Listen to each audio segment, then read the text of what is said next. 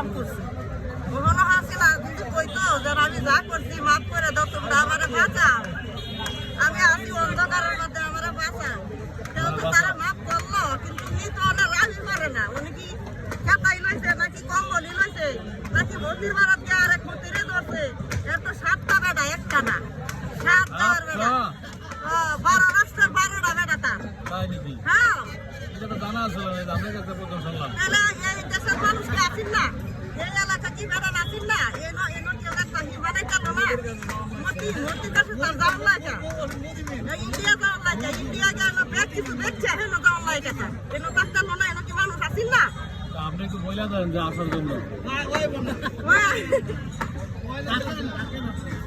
হাসিনা তুই কি আইবে আইলে ক আমি তোর পক্ষে আছি তোর পক্ষপাতি হয়ে আমি কথাটি কইতাছি তুই আইও আমি পরে দাওয়াত দিতেছি আইবে রাখবেন এরকম কিছু না ঝাড়ু দিয়ে ফিরাইবেন কোনটা মানে কি করবে তুই আইবে তুই আইলে ক এখন নেতা হাতা অনেক নেতা হাতা আছে আর আইয়ে বিয়ে হাস করে একটা চাকরি দিছ না ভাই বন্ধুরা আত্মীয় আপারা হারা হইলে একটা চাকরি বানা তোর কুত্তা বিলাইরে খালি চাকরি দিছ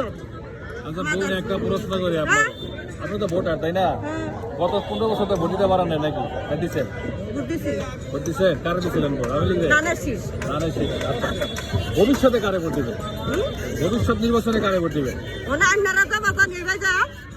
আমরা তো ভাই যাই আমরা তো খালি খবর লই খবর শোনায় মানুষ হয় আমাকে তো আমাদের মন্তব্যটা আশা করি কোন দলটা ক্ষমতা আসলে আপনারা সবাই শান্তি থাকতে পারবো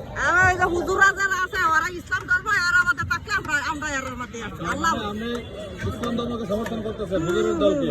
আমরা তো জানি যে অনেকেই বলে অন্যান্য দল যে হুজুররা ক্ষমতা এলে যে আমরা দাঁড়াই আছে নারীরা বাইরে আইতে পারবেন না কাজ করতে পারবেন না এটা কি সত্য না না হুজুরা কার হইছে আর ভালো হইব পরিবর্তন ভালো হইব আলহামদুলিল্লাহ ভালো হইব তার মানে আমি বুঝতে পারি যে আপনি হয়তো বা বলতেছেন যে জামাত ইসলামে ভোট দিবেন এরকম কিছু ধন্যবাদ আপনাকে মন্তব্যের জন্য আর মহিলারা ফেরিরা উদাম হইয়া বাইরে এটা আটকানি লাগি একটু চেষ্টা করতেছে আল্লাহ যদি রহমত করতে বুঝি নাই কি বললেন পর্দা কইরা বাইরে তো সবাই বাইরে আইব পর্দা করে বাইরে তো তাদের ব্যক্তিগত ব্যাপার সমস্যা কি পর্দা করে বাইরে তারা নিজেরা বাইরে ও